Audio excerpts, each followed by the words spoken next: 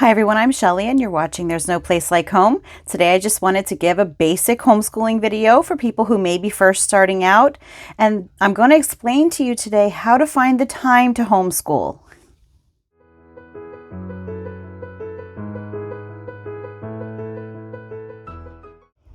If you are a veteran homeschooling parent, I just want to ask you how many times you have been asked this very question. It's something that a lot of new or prospective homeschooling parents think about. They want to know how they're possibly going to find the time to homeschool. And it can be scary to think about how your life might have to change in order for you to incorporate this. But before I get started on these tips that I'm hoping will help you to alleviate your fears, because it really is not as difficult as people would believe to be able to fit it into your life, you do have to at least embrace the fact that, yeah, your routine is going to change and you are going to have to make some adjustments. A lot of people believe that they can go into this and their life will look the same and then they can just kind of add homeschooling in and everything will be fine. But the fact is that when you're adding something new into your life, something else is going to have to either go or it's going to have to at least change. And it's very similar to new parents, first-time parents, who will often say, our life is not going to change after the baby is born. The baby's going to have to learn to adjust to our life. But then when the baby comes, they quickly find out that that is not the case and that they are the ones that have to adjust to the baby because the baby is pretty much in charge for the first several months. And that really is how you have to think about homeschooling. Now, with that being said, I don't want to scare you off because it's not something that is going to make you change everything about your life or that is going to take away a huge chunk of your time, because we'll get into that. That's not so.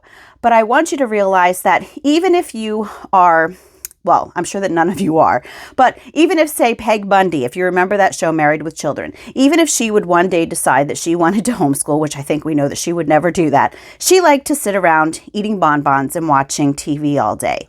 So people might think, well, she wouldn't have to change anything because she doesn't do anything. Well, that's the thing. She would have to change doing nothing. She wouldn't be able to sit around eating bonbons and watching TV anymore. So yeah, so very slight changes or sometimes bigger changes will happen if you are going to start homeschooling your kids. It's a given. And I really caution you from listening to anyone who tells you that you can do everything that you're already doing and then just kind of add homeschooling into the mix, because some things will change. And I will even say, even if you're unschooling, because we unschooled for 2 years. And that basically means, if you're not sure, it means living as if school didn't exist.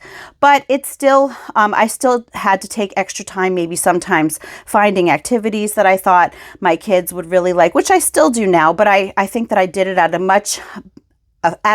a fever pitch when my kids were unschooling. And I still had to kind of watch what they were doing and keep track of the books that they read and everything. And that really just goes by the state that you live in. But again, the fact remains, yes, you are going to have to change something. But now we'll get into those tips that will hopefully help you. So the first thing is that homeschooling does not, and it should not, take 6 hours a day. That is like the major thing that scares people away. They think that because school takes between 6 to 8 hours a day, that homeschooling does too. And although it does for some families who choose to homeschool like that, for most people, it does not. And it does not have to take 6 to 8 hours a day. Kids who are in school all day, there's a lot of busy work in there. There's a lot of filler time that they're not actually learning anything. And when your child is at home, they are able to go from one thing to the next, depending on how you homeschool. They are able to go from one thing to the next, and they don't have to worry about, raising their hand to go to the bathroom or announcements or having other kids be disciplined while the rest of the class has to wait, or maybe getting done with their work early and then having to wait for the rest of the class, and so on and so forth. Homeschooling takes much shorter than what a school day typically would. Especially, and this is my second one, if you have younger children, like say kindergarten, I would say even kindergarten up through like second or third grade, your kindergartner can be done with their homeschool in like 20 to 30 minutes. That's it. And yeah, so if you look at it, a lot of schools, the kindergartners will even take 4 hours, although now they are pushing full day kindergarten with like even preschoolers. But Yeah, so usually it does even take a shorter amount of time in school. Homeschooling, though, when you're homeschooling like a 5-year-old, literally it takes like 20 minutes. And even for like a first or a second grader, you can be done in anywhere, I'd say from 30 minutes to an hour with a first or a second grader. And you might be wondering how, and that is actually going to be the next thing that I move on to. But I first want to say that even with older kids, I'd say on average, the average homeschooling family takes about 2.5 hours to homeschool. So now I have 7 kids that I'm homeschooling this year, and my between 2nd and 8th grade, I kind of do them in one big chunk of time. They are usually done in, I would say, about 2 hours. Sometimes it takes a little bit longer than that, but they are usually done in about 2 hours. And then my high schoolers, I kind of help them separately just with the things that they need help with. And they're usually done in about 2.5 to 3 hours, sometimes even 2 hours, depending on what they have to do throughout the day. So again, it doesn't take 6 to 8 hours a day. So you're not going to have to basically take on what seems like a full-time job in homeschooling your children. You should think of homeschooling as a job, though, so that you do pay the proper respect to it and, just kind of work it into your schedule and really give it that high priority. But it's not a 30 or 40 hour a week job. It just isn't necessary. So the way that you make your homeschool not look like school, I already gave it away. The way that you make your homeschool not take so long is that your homeschool doesn't need to look like school. If you decide that you are going to follow everything exactly as the school does it, you will be doing, every single subject separately, lots of written work, lots of different textbooks. And so, yeah, especially if you have more than one child, that will take longer. Your homeschool doesn't need to look that way, though. I would encourage you that if you have not looked into the different homeschooling methods, that you do that, because, I already talked about unschooling, which is basically living as if school didn't even exist, because there is learning to be found in everything. You could look into Charlotte Mason homeschooling, which is learning from living books, which would be like biographies, historical fiction, trade books, going outside to do nature studies, very gentle learning. And these are just really basic descriptions of each one. So again, look into them yourself, just so that if I mention them, you understand what I'm talking about. A school at home obviously would be kind of like the traditional, you have the textbook and you're following along with what the school did. There's relaxed homeschooling, which is what I would do. I kind of do a mishmash of different things. I take a lot of unschooling philosophies, meaning that I understand that when my kids are doing things on their own, that they are still learning. So I don't fill their day with all kinds of assignments that I know that they are not going to remember. I allow them the opportunity to explore, but I do give them structured work. It's just that it's not the amount of structured work that, say, a school at home child would have to do.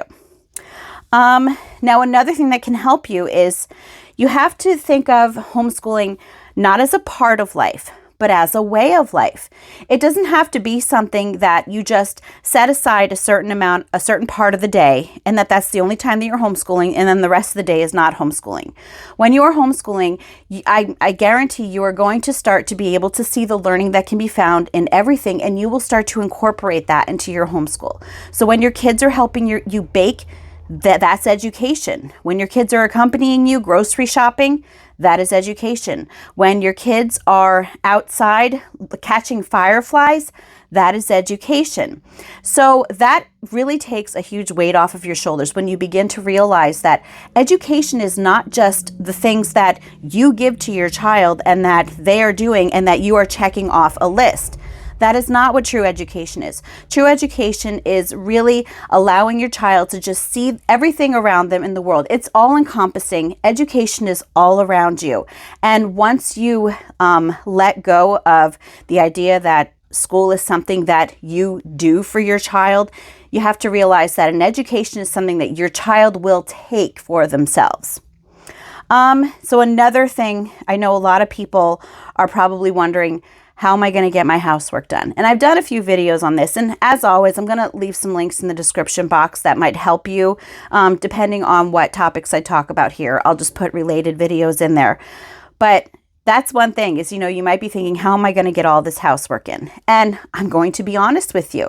Now, it isn't like this for everybody, but for most people that I talk to, You are going to have to maybe lower your standards just a little bit when it comes to housekeeping. And you have to realize that if your child has a project sitting out on the dining room table, that is, they're learning.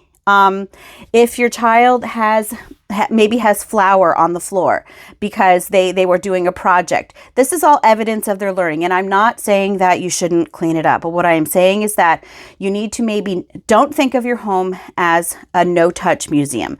Think of your home as one of those museums where everything is allowed to be touched and explored. And so really incorporate chores into your homeschool routine. And not even just in your homeschool routine, in your daily routine. And that is another thing that is really going to help out with you kind of fitting homeschooling into your life, is having a daily routine. And it doesn't have to be just the homeschooling portion. If you have a rhythm, that it doesn't have to be a rigid schedule where you do this from this time to this time and this next thing you do from this time to this time. It doesn't have to be like that. I have an order of things that we do things. I don't always do it at exactly the same time, but I have an order of things that gets done. And that way we're sure that they do get done. So having that routine in place is another way that you are able to maybe get that housework done or get those chores done that you might be thinking otherwise, I am so frazzled, I don't know how I'm ever going to fit this in. So if you're still thinking that you don't have time, that you would never be able to do this, and I'm going to get onto working moms and dads later, and I will say right away that I do not have all the answers for working moms and dads, although I did work part-time for a while in homeschool, so I will talk a little bit about that. But before I get there, if you're still thinking, there's no way that I would still be able to do this, even knowing that it will only take me about 2 hours a day, if that, depending on the age of my child, I still won't be able to do it. Well, why? That's my question. Because let's look at social media. I would say that most adults, not all adults, most adults spend at least some portion of their day on some form of social media, whether it is on Twitter, Instagram, Facebook, whatever. And if you would add up all that time that you spend on social media and put that time together, would it be enough time that you could maybe kind of push those things to the side and get a homeschool routine into your day instead? As I was mentioning before, that something has to give. And this is really where you have to look at the things that you do in your life and prioritize. Think to yourself about how important it really is that you want to homeschool. If homeschooling is important to you, you have to keep it at the top of your list, and you have to realize that there are some things that you might do throughout the day that even though you enjoy them, you might have to cut back on them, or maybe do them at another time, or maybe do them on another day. But yes, this is where that whole rearranging comes in. And so now I'm just going to talk about working in homeschooling. I have never worked full-time and homeschooled. I know that it can be done though. I know that there are a lot of people who work full-time, have both parents working full-time, and that they homeschool. And my hat's off to them. I would say, and I say this a lot, that I think that it is really beneficial for you to actually look at your life and see how much you really do need both of those incomes. I know that you're right away going to say, well, yes, we definitely need both incomes. We could never live without both incomes. But I'm telling you that most of you probably could if you would just maybe, again, restructure things in your life. Do you really need 2 car payments? Do you really need to take that many vacations every year? Do you really need this many gadgets? Do you really need all of these extras that a lot of times people think that they are things that they need, but they're not really things that they need. They're just things that they want. So I'll leave a link in the description box for this topic too, because yeah, I homeschool. I have 7 of my kids at home yet. My husband is the only one working, and we've been homeschooling 12 years now. At one point, I was homeschooling 10 of my 11 children all at one time. Now, my oldest son, he's 5.5 years older than my second. So I never homeschooled all 11 of my kids at one time, but I was homeschooling 10 together. And we were able to make it work. Again, just by cutting corners and just being really resourceful in how we do things, using the library instead of expensive curriculum, maybe going clothes shopping once a year and then having friends kind of give you hand-me-downs. we only had one car for the longest time. We just got a second car, and this is like, even my kids aren't used to it yet, because when I drove them to, I think, the dentist yesterday, my son said to me, "Can I go with you when you go to pick up Dad?" And I said, "I don't need to pick up Dad. Remember, he has his car at work now." So this is something new for us. And so really, you just have to really think about that. Now, I know that it's not possible for everyone, but it is possible for most of you if you actually sit down and think about it. Now, I will talk about how I did things when I was working part-time, because there was a time a few years ago when my husband really needed the extra help in that area. So I went and I started working retail, just, I think it was about 15, 20 hours a week. And I would homeschool my kids during the day. I would make supper, and then I would leave and I would go to work for 4 to 5 hours a night. And it was hard. It was really, really hard. Even though I'm doing stuff at home all day long, it takes more out of you, I think, when you are actually having to leave the house on top of it and then have to do things there.